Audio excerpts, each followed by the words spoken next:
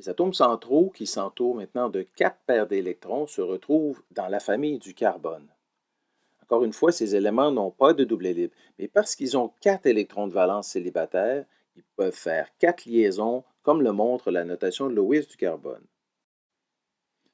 Prenons en exemple la molécule de méthane, CH4, le principal composant du gaz naturel qui, comme vous l'avez peut-être vu en biologie, se forme lorsque la matière organique se décompose quand il n'y a pas d'oxygène.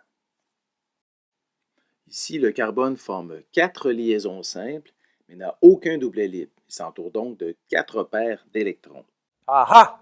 Là, attention, je vous vois venir. Si je vous demande quel est l'angle le plus grand possible si on a quatre liaisons à placer, vous allez me dire 90 degrés, right?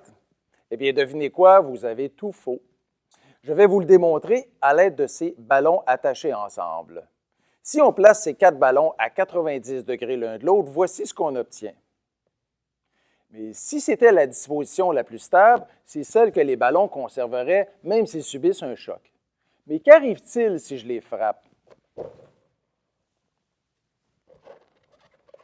Ils changent de conformation et adoptent maintenant un angle supérieur à 90 degrés. Si on prenait la mesure de cet angle, on l'obtiendrait non pas 90, mais 109 degrés. En fait, les ballons forment une sorte de V entre eux, soit un V dans un plan vers le haut et l'autre V dans l'autre plan, perpendiculaire vers le bas. Cette forme est appelée un tétraèdre. À l'aide d'un modèle moléculaire, voici à quoi ressemble un tétraèdre. Et là, même si je tape dessus, jamais ils ne reviendront en croix à 90 degrés. Ils conservent toujours la disposition tétraédrique. C'est le cas de la molécule de méthane CH4. Ici, nous avons un petit problème car on doit représenter sur papier en 2 dimensions ce qui existe dans la vie en 3 dimensions. Mais jamais à court de bonnes idées, les chimistes ont inventé des symboles pour illustrer ce qui entre et ce qui sort de la page. Pour illustrer qu'une liaison est en fait au-dessus de la page sur laquelle on écrit, on utilisera une pointe pleine qui ressemble un peu à ceci. Et si la liaison pointe plutôt vers l'arrière de la page, on dessinera plutôt une pointe hachurée comme celle-ci, un peu comme si elle se perdait dans la brume au loin. Et si on revient à notre méthane, on le représentera comme ceci, ce qui représente en 2 dimensions le même modèle en 3 dimensions.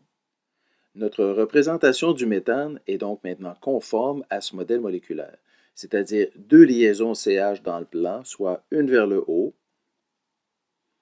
une vers le bas, ainsi qu'une liaison devant le plan qui pointe vers le bas,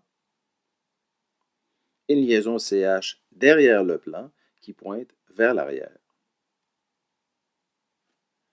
Notez que quand on fait un dessin d'une structure tétraédrique comme ici, on essaie, même si ce n'est pas obligatoire, de représenter 2 des 4 liaisons sur le plan de la page, comme ici, représenté par les traits réguliers ici. On essaie aussi de ne garder qu'une seule liaison vers l'avant et une vers l'arrière. Une vers l'avant, une vers l'arrière.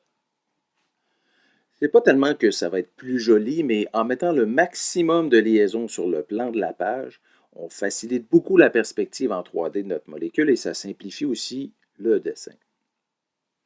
Et pour terminer, la géométrie des paires d'électrons du méthane sera tétraédrique, tout comme la géométrie de la molécule, puisque l'atome central n'est entouré que de liaisons et qu'il n'a pas de doublet libre.